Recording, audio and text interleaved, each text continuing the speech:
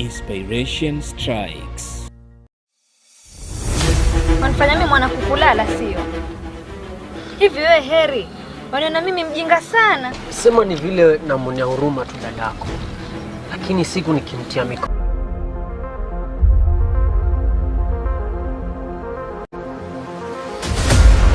Right, welcome back now to the second part of our discussion, and like I mentioned, today we are dealing with two birds, killing them with one stone, and we are done looking at the first bird, and we are now looking at killing the second bird. That is a discussion surrounding the improvement of SME's productivity. Now, listen to this. So much has been said about getting into starting enterprises, and there's so much when we're talking about small-scale enterprises, and the government has had a lot of interventions in improvement of SMEs. We have entities that have come on board to have a discussion in how to improve the productivity of these SMEs, and one over that as well is what Mr. FRANKLINE, GITAU and the entity are doing. We'll be telling us more concerning that, but we want to help you who is outside there. Do you want to improve on your productivity in your SMEs? How do you get to improve your productivity? And we'll be talking details. There are so many ways at which you can improve them. We'll be tackling each and how advantageous or disadvantageous they are, together with my guest here, that is Mr. FRANKLINE GITAU from SOMO Africa. Good morning, sir. Good morning. How are you? I'm Karibu very fine. sana. Asante sana. This is Boss TV. And for the benefit of my viewer, and for the fact that you knew here in Boss TV, who exactly is Mr. FRANKLINE? I'm FRANKLINE GITAU. I'm a Mombasa facility manager. I work with an organization called SOMO Africa, and what we do is that we support entrepreneurs from low underserved areas, and we help them build sustainable enterprises. Right, of course. What kind of support is it? So we have a detailed way. Our support starts with skill acquisition, and there we have a pillar that we call SOMO Academy, and in this pillar we have trainings that the first sort of training, we call it Boost Biz, and this targets people that have small businesses, and we give them trainings for about 2 months, and then we give them a grant token that to just boost their businesses.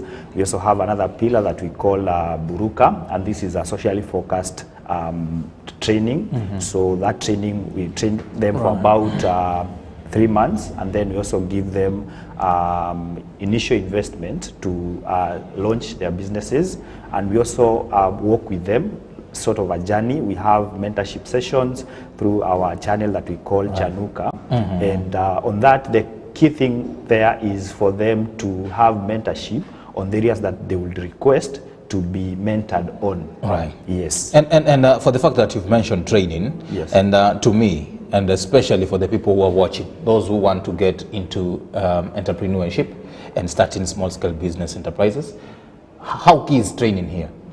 It's before you handle money, we feel like it's very important for you to have the skill first and knowledge, because there was a study that has been done by Kenya National Bureau of Statistics, and it says that over 70% of businesses never get to see their 3 months from the day that they launch. And of course, there are very many factors. There are issues with capital, there are issues with experience. The main key issue there is when they don't have this training, so that you are just learning by trial and error. So when we have trainings that make them acquire these skills, it makes them to at least to be in a better position to And to most people, especially before we normally come with a topic, we must speak to individuals concerning it. Yes. And from those whom I spoke with, they were like, for instance, somebody mentioned something in Swahili, and I want to get this straight from you, from the fact that you've dealt with some of the entrepreneurs. You'll hear somebody say, "Mimi sina mkono wa biashara." Do we have something like that existing? I would want to say that it has to do with, of course, very successful business people that we know. they have failed in the first or even the second business venture that they started. So it is that persistence that gets them to start a business that is sustainable, is a successful enterprise. Right. So I would want to say that before maybe you say that, try different ventures, try to see, did you fail because you entered into a market or into a business that did not have a market? Did you, were you wrong at maybe getting your niche? So I would say it will be, before you make that statement, it's very powerful. Right. Before you make that statement, at least try and see you have tried different areas. Right. And also there is and that is why we are very critical about that at SOMO, because we understand that skill acquisition is not enough. Okay. Funding is not enough. So we go a step further and we offer mentorship, and we also offer growth opportunities. We also offer things to do with market access beyond the localities. So it's a full journey, right from the training all the way to market access. Right. And of course, and listening to you, Mr. GITAU, I get a feeling like running a business or running an enterprise, it's quite complex. Is it true that it needs a lot here?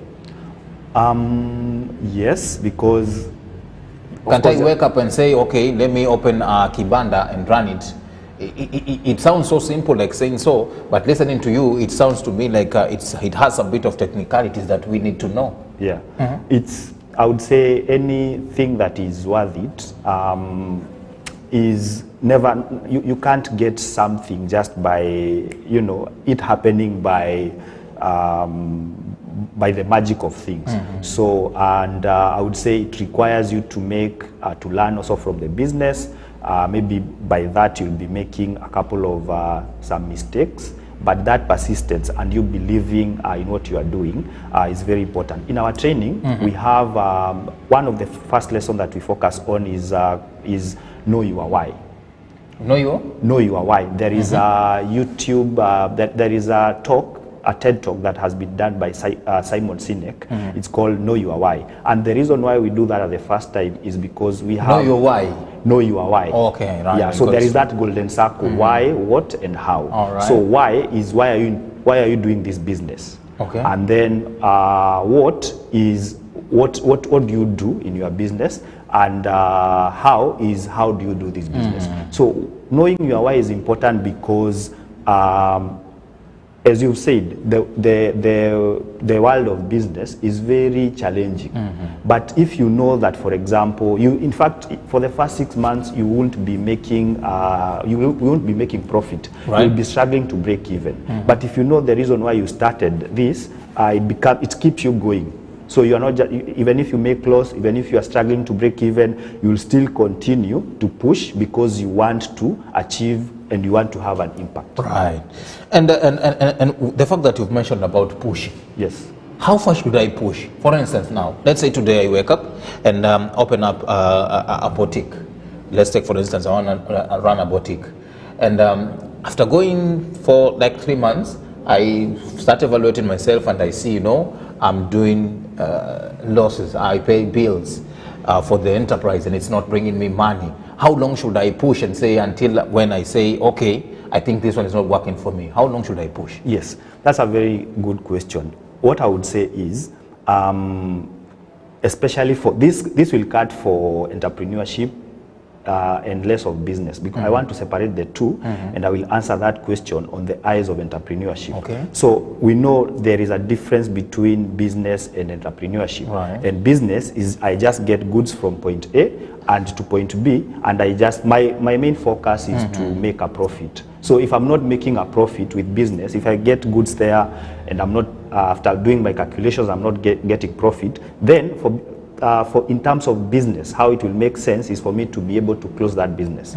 But for entrepreneurship is different, because an entrepreneur is somebody who identifies a business opportunity, and then they are able to, they have that ability to try and solve that need. Right. So you could identify maybe a problem, and you want now to provide solution for that problem, or maybe you have seen there is a need in society, and now you want to fulfill that need. So in that process of either solving a problem or fulfilling that need takes time. And that's why I said, if you are an entrepreneur, it's important for you to look inward and know, why am I doing this? And from experience with working with different entrepreneurs, we have been able to see that this why comes from either passion, or it's something that you've gone through. Maybe I would say, for example, if we have a business here in Mombasa, it's called Rock Swahili Wear, and this person started this business out of seeing in post-election violence there were some car tires that were being they were being banned, and maybe that has impact on our roads and stuff. So she having experienced that, she is now trying to solve that problem. Okay, these tires that have been thrown into our environment, I can be able to maybe take something and make some Swahili shoes out of that. So you see, for her, she's not going to stop until she feels like that need or that problem has been solved. So for entrepreneurship, you continue pushing, you continue thriving, and you continue flying until you feel like when you look inward, you have been fulfilled, yes, and you have solved that need. Okay. So in a nutshell, you do advocate for more people to be entrepreneurs rather than just doing business. I would say it also looks, that will also depend with the person. Of course, for me, as SOMO, we work with both. We work with business people and a Boost Biz program, and also work with entrepreneurs with a Buruka program. But the world needs more of entrepreneurship, and particularly social entrepreneurship. In SOMO, we look at 4 different areas. We have areas to do with health, areas to do with employment, area to do with environment, and we have area to do with training.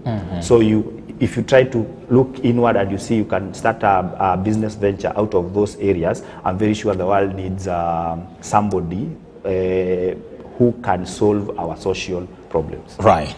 Now, coming back to the improvement of the productivity of SMEs in the country, do you feel the government has done much to improve on these SMEs? It's not yet there, but it's trying, and I will want to give this through an example that we have experienced with SOMO. In Nairobi, before I answer the question, let me just briefly say the areas that we operate. We have our headquarters in Nairobi. We have working with communities in Kibera, which is our main headquarter. We work with Kayole, and we have a production facility in GITAU and a training. Why Islamic area? Because, as I said, we work with entrepreneurs from underserved areas. So these areas, we believe that the government have not been able to reach to infiltrate more, and because we work with entrepreneurs who want to solve the problems, that's why now we invest in them so that they can change their communities from within. So a case that happened in GITAU is that we were able to partner with the county government to have, they gave us a training space. In Mombasa, we have partnered with also the county government, and we have 14 potential training spaces in Mombasa. So we can see that I would say 3 or 4 years ago that was not happening, but when we now when they start to see what we are doing, and so they come on board. Yes, so they come on board. So the government is I would say it's trying, though things can get better. Right, but it's trying, but still dragging. You're trying to sugarcoat, but to the SMEs and those people who are involved in that, they will tell you it's doing little. And then now, yes, having an SME is one thing, and improving on its productivity is another. Yes. And of course, that is an area that you are based on and touching to try and improve on this. Now, if today I have my SMEs, I've gone through the trainings and you're talking about, I've partnered with other organizations and entities like yours, and I need to improve on my productivity. I want this thing to work and work well for me. I don't want to look at it and think I wasted my time, I wasted my finances, I wasted my energy. How do I get to improve on my productivity now inside my SME? That's a very good question. The first thing I would say, when in our training or generally, a very good business person, you know that for you to improve, you have to have like a structure in your business that is working for you, and how you also improve on the product. Structure, what do you mean with structure? There is you have a solid saving, you have a solid saving culture. You have a way that you're separating personal finances with business finances, and we focus that in our trainings. So we have realized, or majority of people, what they do with their businesses is that they don't have a separation between business finances and personal finances. Right. So you'll find every time you pick something, whether you are selling a kiosk, you pick something, if it's an unga, you pick it and then you cook. But you see now that one, you ought to have you ought to have told yourself, I've borrowed from my business. So if there is no that separation first between the personal things and the business things, the business you will do the same thing for over 5 years.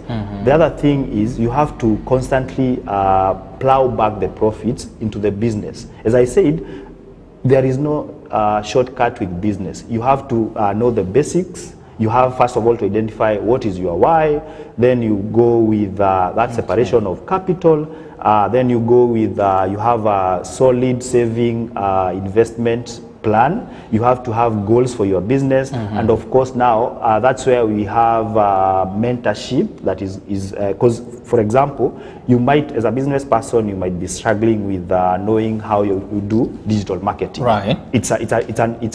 We are now shifting from traditional marketing to digital marketing. So maybe that's an area that you've not been exposed to. So maybe previously you used to rely on people coming to your physical shop for people to buy from your place. Now with digital marketing, you can be in a position to market to bigger and wider population. Right. You know, so if you have to constantly grow, constantly being mentored into areas that will ensure that your business is attaining that stability and you're thriving. Oh, that's what Mr. Gitau, there is so much content here, I tell you, when it comes to how you improve your SME productivity. That is what we're discussing here in a nutshell. Ladies and gentlemen, allow us to take a breather. When we come back, we'll be continuing on ways at which we can improve on our productivity. And at a time as this, where the government is also calling on improvement of SMEs, there is need for financial assistance. That is the key most area. You know, we may have good ideas, but when we lack finances, it becomes useless. But then how do we get financial assistance to improve on the productivity of our SMEs? That is a subtopic that we'll be coming to look at after this commercial break. Don't go too far.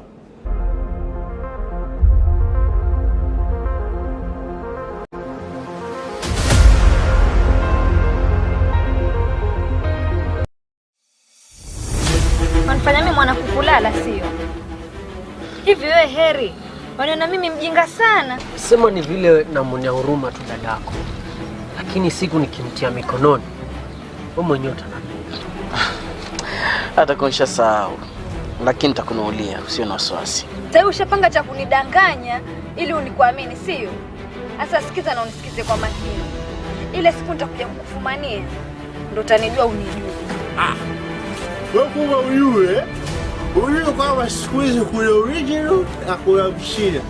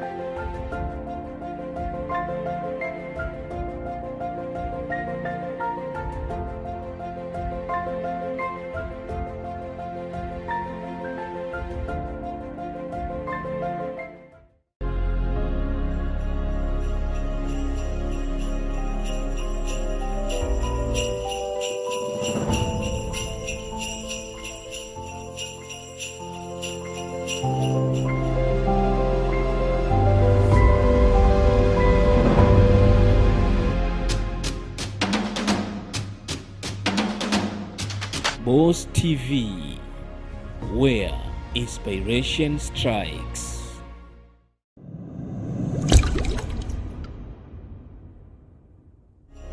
Boss TV, where inspiration strikes. See, in fact, you are everything I ever wanted in a woman. I think your husband is having an affair. I'm so fine this marriage too. See, these things happens in Bollywood movies. I've discovered that you're a witch.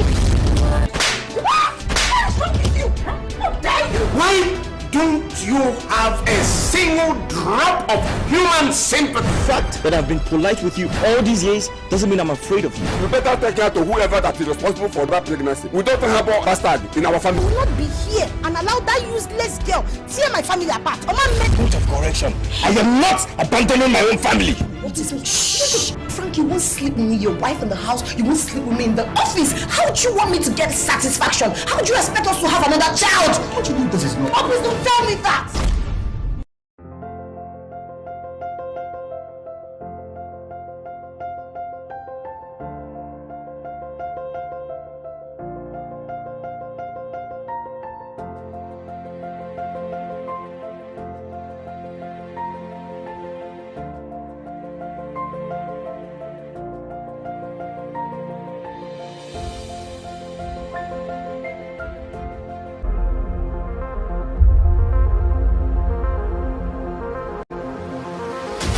Right, welcome back to the last part of the show, and we are still continuing here, giving you some bit of content, and I believe you're taking up some bit of notes because they will be helpful to you in the near future, especially if you want to become an entrepreneur. And Mr. GITAU says here that where we are headed to as a country, as a nation, as a globe, we are headed into having more entrepreneurs rather than having businessmen. That's why we are telling you there is need for you to listen carefully at whatever we are saying here, for you to understand how you can run your SME and be productive.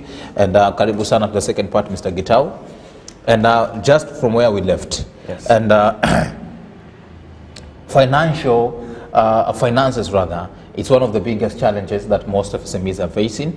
And if you walk through, even speaking to more entrepreneurs and other people who have ventured into business, you can't miss them mentioning about hardship in their finances. Yes. And to me, is this a dragon that is hard to kill? This issue about, you know, fixing our finances.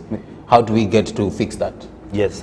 So how we look at it is some entrepreneurs will enter into either entrepreneurship or business with the thought that they would want to have $1 million shillings.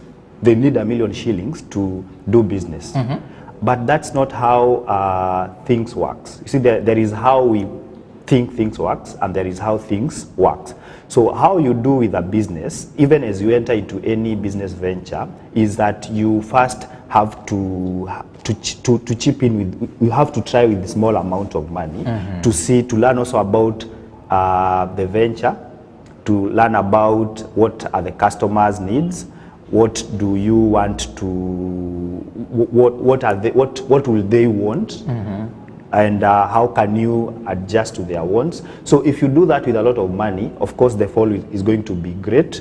But if you start with small amount of money, it's easier for you to evolve to what the market requires. Right. Of course, now there is what we advocate at SOMO, that you first do the market research first to see whether your product is something that they would want. You prototype your product, you take it to them, they give you feedback, so that as you launch, now you have you are launching with at least information, mm-hmm. that is more accurate compared to if you were to launch it having not done that. Right. Of course, there is also that aspect of there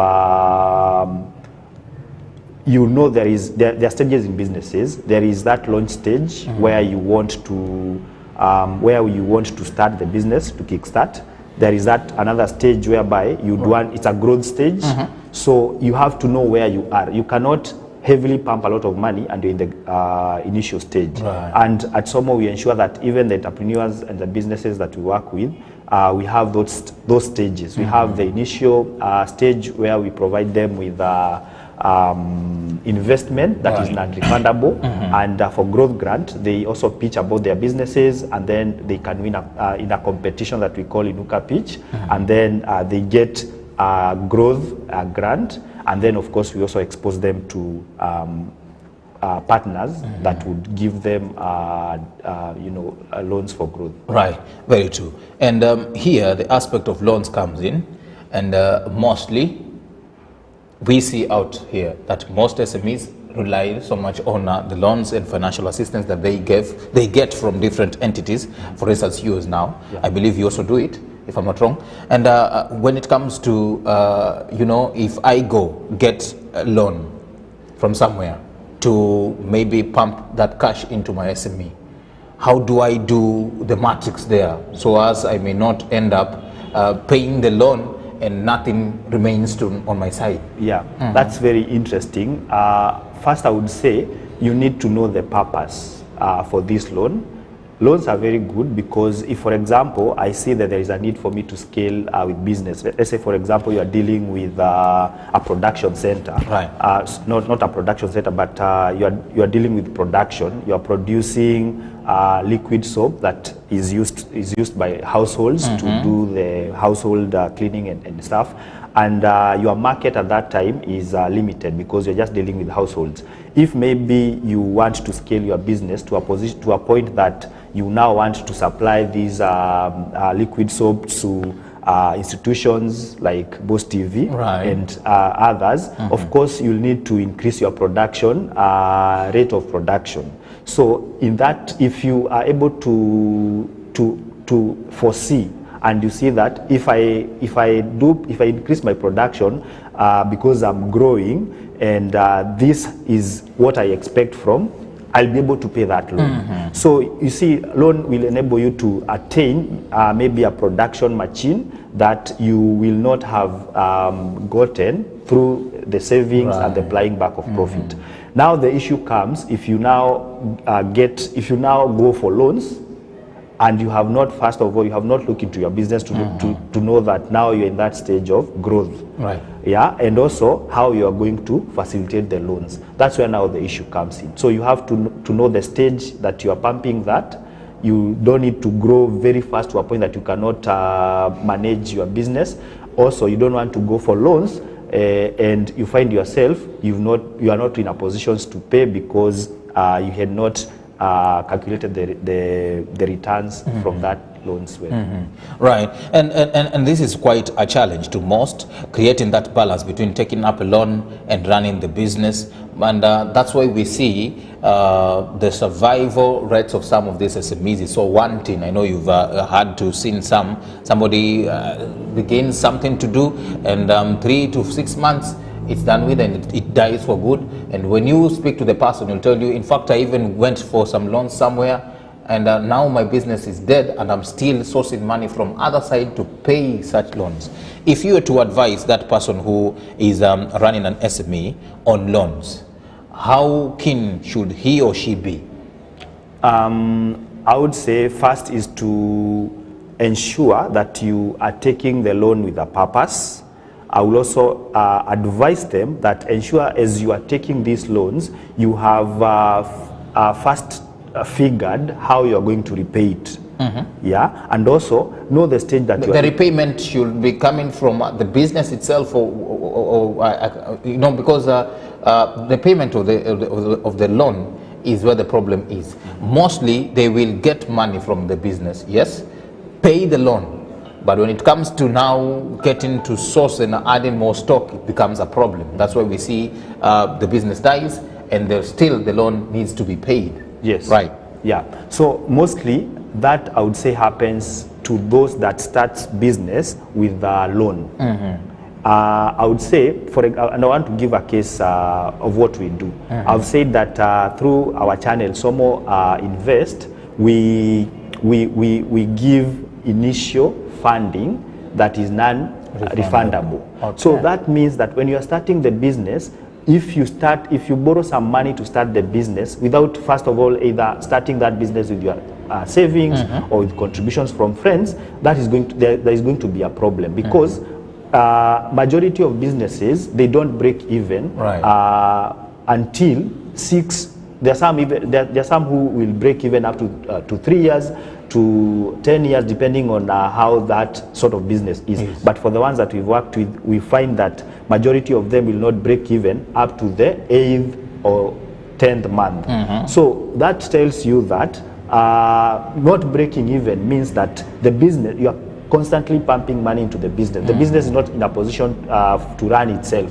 You are making losses in the initial stages. So if now you go for loan, so you can imagine what you are doing. You are paying loan within that, maybe they'll give you a grace period of 6 months. 6 months. So within those 6 months, after those 6 months, you will be paying loan, and also you'll also be taking money from somewhere else to pump into the business with the hope that the business will break even. So you see now there, you are going negative. You are paying loans, and also the business is expecting you to pump money so that it can sustain yourself. So with that sort of a scenario, it's very difficult for such businesses to thrive. That's why it's very important, as you are starting any business, ensure that you've started it with your personal savings or with contributions from your friends, and then there is a stage that you will see that this business, I need to add maybe a production,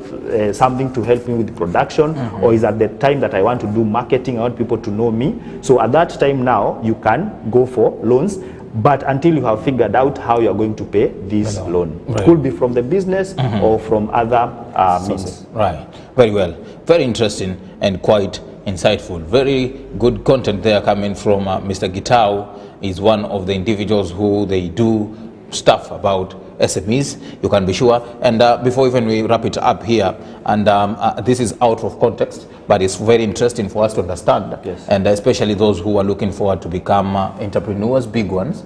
And from what we see, we have bigger names inside, big names inside this industry that we know they have worked out well. Let's take for a good example, the Karaoke breweries now. It's facing a lot.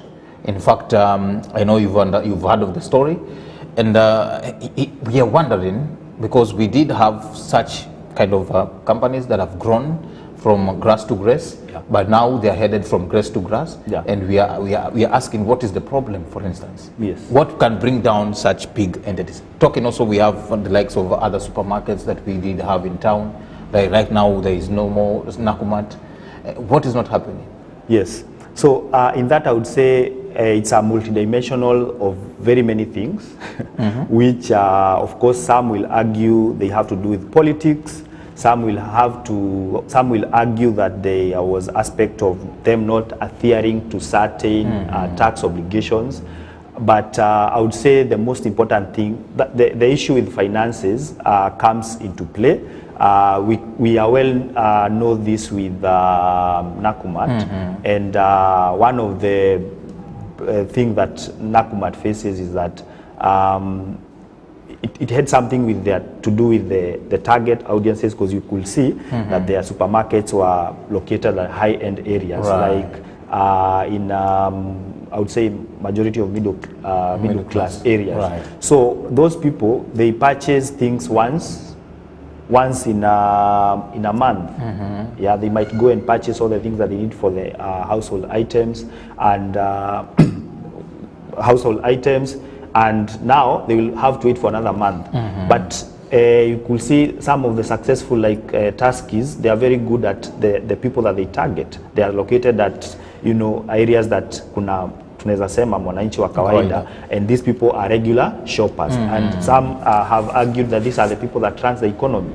So it is also very important and something that we emphasize during our trainings. As I said, skills are very important before you handle money, to know your target market and to have the pricing right. Of course, there are some other things that we will say that are bringing down things to do with Tuskies, Nakumat. This is because maybe the rate at which they are getting debts and the suppliers, them not being paid once they bring the staff in, that grows faster than the way they are able to generate cash. Yeah. Very true. Now, as we wrap it up, and maybe somebody has listened so very keenly at your points and is so much interested, where is SOMO Africa located? How can we find you or your social media platforms as we finish? Yes. SOMO Africa in Mombasa, we are located at Likoni. We have the Youth Empowerment Center. That's where our main offices are. In social media, we have a website, www.somoafrica.org. You will find all information that you may need to know about us. And of course, we have other social media platform. In Facebook, we have SOMO Africa. In Twitter, we have SOMO Africa. And I want to ask any entrepreneur in Mombasa who would want to get into our programs.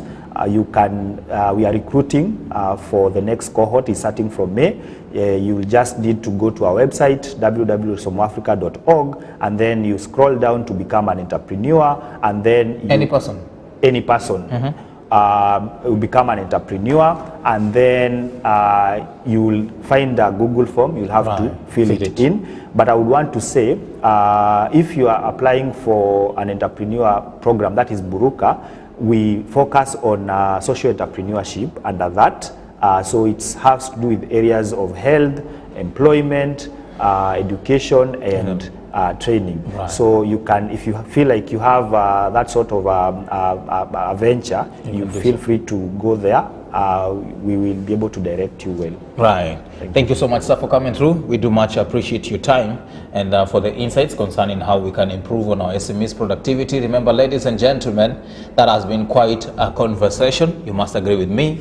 Quite insightful, and there was so much to draw from him, and that's why we do love to bring professionals to help us understand some of these fine details that are coming out in our economy and also in issues about SMEs. Last but not least, I forgot to ask you this. Yes. There is a crackdown of border operators going on, and of course border industry and the sector plays a major key role in the improvement of our economy. Sure. What can you comment about it? I would say of course, the border industry supports a lot of family, and of course, it's every person has to do what brings food on the table. What I would say is the government maybe can do something about regulations. They ensure that you are licensed before you start the business, and also even for these border operators, it will be important if they form like a SACCO or something, because with that they'll be able to approach financial institutions. They'll have access to loans and everything, and with that also there is growth. But when there is no regulations, of course you'll have a lot of mediocre people who are in that business, and that will result into issues that what we recently saw. Very well. So you're in agreement with the crackdown? Are you support, like, let's bring sanity inside border industry? Yeah, that should have been done a long time ago. You remember the time that we had Transport Minister Michuki, how he ensured that there was sanity in our roads. So I'm very sure maybe that's what is happening with the current Minister for Transport. And yeah, it needed to have been done earlier, but better late than never. Right. And we are never late. Yeah, very true. And thank you so much. And unfortunately, ladies and gentlemen, we must bring it a wrap here right now. And of course, special thanks to my producer and cameraman Kaka Isa, together with the directors on the other side, that is William Gotti, assisted by Esther Adhiambo. We'd like also to send our sincere gratitude to you who had to sit down at exactly 7 a.m. until now. It's a minute past, I think, 1 minute past 9 a.m. We'd like to say thank you. Let's do this again tomorrow, Friday. It's going to be hot and hotter. Goodbye. Have yourself a nice day.